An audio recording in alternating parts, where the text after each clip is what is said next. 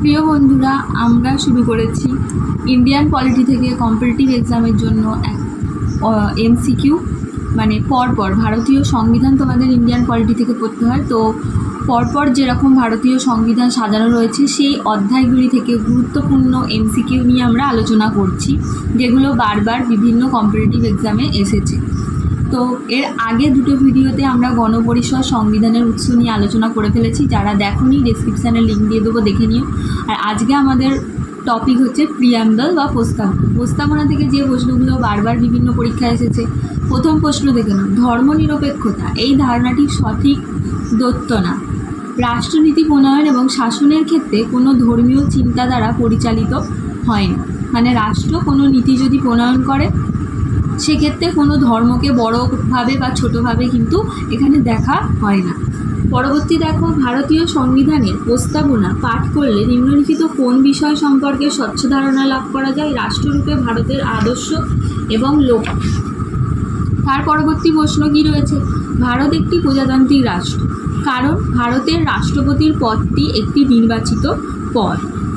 কততম সংবিধান সংশোধনীর মাধ্যমে সংশোধিত হয়েছিল ভারতীয় সংবিধানের প্রস্তাবনা? এটা হচ্ছে 1942তম সংবিধান সংশোধনীর মাধ্যমে। তারপরে দেখো, ভারতীয় রাষ্ট্র ব্যবস্থার 5টি বৈশিষ্ট্য। সার্বভৌম, সমাজতান্ত্রিক, ধর্মনিরপেক্ষ, গণতান্ত্রিক, প্রজাতন্ত্রের মধ্যে কোন দুটি 1975 সালের 42তম সংশোধনীর মাধ্যমে সংযোজিত হয়েছিল? এটা হবে সমাজতান্ত্রিক আর ধর্মনিরপেক্ষ। সমাজতান্ত্রিক শব্দটি ভারতীয় সংবিধানের প্রস্তাবনায় সংযোজিত হয়েছে কোন বছরে? 1976 সালে। আগের প্রশ্নে যেটা 1975 সাল ছিল, এটা 1976 সাল হবে। এটা একটু ভুলভাবে লেখা হয়ে গেছে। তার পরবর্তী প্রশ্ন দেখো, ভারতীয় শাসনতন্ত্রের প্রস্তাবনা অনুযায়ী ভারতবর্ষ একটি সার্বভৌম, সমাজতান্ত্রিক, ধর্মনিরপেক্ষ, গণতান্ত্রিক এবং প্রজাতান্ত্রিক দেশ। ভারত একটি ধর্মনিরপেক্ষ রাষ্ট্র। এর অর্থ ভারত সকল ধর্মের প্রতি নিরপেক্ষ। কোন মামলায় সুপ্রিম কোর্ট রায় দেয় যে প্রস্তাবনা সংবিধানের অংশ নয়? এটা হবে বেরুবাড়ি মামলা। ভারতীয় সংবিধানের প্রস্তাবনায় স্বাধীনতা, সাম্য এবং সৌভ্রাতৃত্বের যে ধারণা উল্লেখিত হয়েছে সেটি গৃহীত হয়েছে নিম্নলিখিত কোন ঐতিহাসিক ঘটনার অনুপ্রেরণায়? এটা হচ্ছে ফরাসি বিপ্লব। ভারতীয় সংবিধানের প্রস্তাবনাটি যখন সংশোধিত হয় তখন ভারতবর্ষের প্রধানমন্ত্রী কে ছিলেন? এটা হচ্ছে শ্রীমতী ইন্দিরা গান্ধী।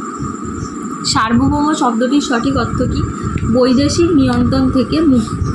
সমাজতান্ত্রিক ও ধর্মনিরপেক্ষ এই শব্দ দুটি ভারতীয় সংবিধানের প্রস্তাবনায় অন্তর্ভুক্ত হয়েছিল 42তম সংশোধনীর দ্বারা। ভারতীয় সংবিধানের প্রস্তাবনায় কোন ধরনের ন্যায় বিচার সুনিশ্চিত করার কথা বলা হয়েছে? সামাজিক, অর্থনৈতিক আর রাজনৈতিক, এই 3টি ন্যায় বিচার সুনিশ্চিত করার কথা বলা হয়েছে। তার পরবর্তী দেখো প্রশ্ন, কোন মামলায় সুপ্রিম কোর্ট তার পূর্ববর্তী রায়ের বিরুদ্ধচারণ করে এই মর্মে রায় প্রদান করেন যে প্রস্তাবনা হলো ভারতীয় সংবিধানের একটি অংশ? এটা হচ্ছে কেশবানন্দ ভারতী মামলা। ভারতীয় সংবিধানের প্রস্তাবনা পাঠ করলে নিম্নলিখিত কোন বিষয়টি সম্পর্কে স্বচ্ছ ধারণা পাওয়া যায়? এটা রাষ্ট্ররূপে ভারতের আদর্শ এবং লক্ষ্য। একটি সমাজতান্ত্রিক রাষ্ট্রের বৈশিষ্ট্য হলো, দেখো, রাষ্ট্রের অর্থনৈতিক ক্ষেত্রে কোনো রকম ব্যক্তিগত উদ্যোগ বা ব্যক্তি মালিকানা থাকবে না। রাষ্ট্রের অর্থনৈতিক ক্ষেত্রে সম্পূর্ণ রাষ্ট্ররূপে রাষ্ট্র নিয়ন্ত্রিত হবে। তারপর দেখো, উৎপাদনের উৎসগুলি হবে রাষ্ট্রের মালিকানাধীন এবং উৎপন্ন দ্রব্য সামগ্রিক বন্টন ব্যবস্থা পরিচালনা ও নিয়ন্ত্রণ করবে রাষ্ট্র। এখানে অ্যান্সার হবে সবকটিই ঠিক। সমাজতান্ত্রিক একটা রাষ্ট্রের এগুলো সবই বৈশিষ্ট্য। পৃথিবীর কোন দেশ সর্বপ্রথম তাদের সংবিধানের শুরুতে প্রস্তাবনাকে অন্তর্ভুক্ত করে? এটা হচ্ছে মার্কিন যুক্তরাষ্ট্র। জাতীয় ঐক্য ও সংহতি এই শব্দ সমষ্টি ভারতীয় সংবিধানের প্রস্তাবনায় সংযুক্ত হয়েছে কত সালে? 1976 সালে। গণতান্ত্রিক রাষ্ট্রের প্রধান বৈশিষ্ট্য কী? জাতি, ধর্ম, বর্ণ, লিঙ্গ নির্বিশেষে রাষ্ট্রের সকল সাবালক নাগরিক দ্বারা প্রত্যক্ষ এবং পরোক্ষভাবে নির্বাচিত সরকার রাষ্ট্রের শাসন ব্যবস্থা পরিচালনা করবে। এরপর ভারতীয় সংবিধান যখন কার্যকর হয়েছিল তখন ভারতবর্ষকে সংবিধানের প্রস্তাবনায় কিরূপ রাষ্ট্র হিসাবে উল্লেখ করা হয়েছিল?